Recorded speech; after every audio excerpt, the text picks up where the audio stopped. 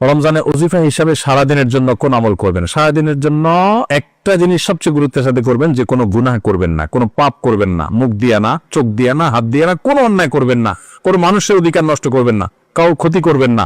সব ক্ষেত্রে সারাক্ষণ চেষ্টা করবেন ভালো মানুষ হয়ে থাকার। এর বাইরে বেশি বেশি কোরআন তেলাওয়াত করবেন। সবচেয়ে বেশি আমল কোরআন তেলাওয়াতের আমল। রমজান মাস কোরআন নাজিলের মাস, সেজন্য কোরআন তেলাওয়াত বেশি বেশি করবেন। এর বাইরে সুবহানাল্লাহ, আলহামদুলিল্লাহ, লা ইলাহা ইল্লাল্লাহ, আল্লাহু আকবার, ইস্তিগফার করবেন, মনে মনে হাঁটতে হাঁটতে আল্লাহর সাথে কথা বলবেন, দোয়া করবেন। এই জিনিসগুলো বেশি বেশি করবেন। এর বাইরে রুটিন যদি চান আমার কাছে, তো আমি বলবো ভোর রাতে যখন খেতে উঠবেন, খেতে উঠলে 10টা মিনিট 20টা মিনিট হাতে রাখবেন। আগে খানা শেষ করে এরপরে একটু আল্লাহর কাছে দোয়া করবেন, অথবা আগে দোয়া করে তারপরে খানা খাবেন। একটু ভোর রাতে দোয়া কবুল হয়, এটা সারা বছর আপনি পারেন না, রমজানের সুযোগ আসে, এই সুযোগটা হেলায় হারাবেন না।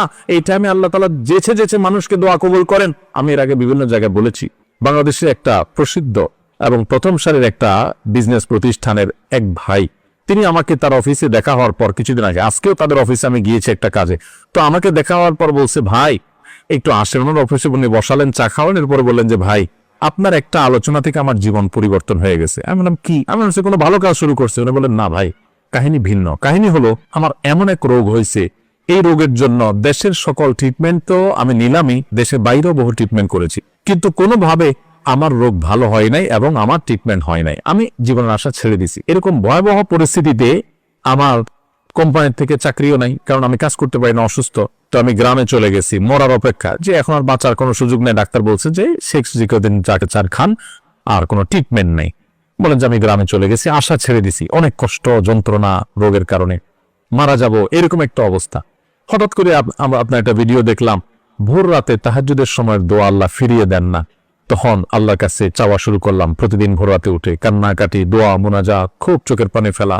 আল্লাহ সবাই যেটা পারে না তুমি সেটা পারো, দোয়া করতে শুরু করলাম। উনি বলেন হঠাৎ করে একদিন তাহাজ্জুদের সময় উঠে খুব দোয়া কান্নাকাটি করলাম, খুব সিজদা করলাম, খুব চোখের পানি ফেললাম আল্লাহর কাছে, চিৎকার করে বাচ্চা পোলা মতো কাঁদলাম।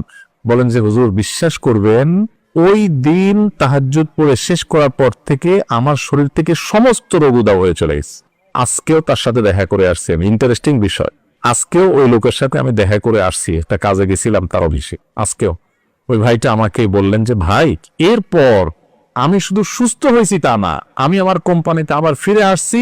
আগে যে ডিউটি ছিল আমার প্রমোশন হয়ে ডিউটি আমার আরো বাড়ছে, এবং আমার কোম্পানির চেয়ারম্যান সহ সবাই আমাকে আরো বেশি আস্থা রাখে।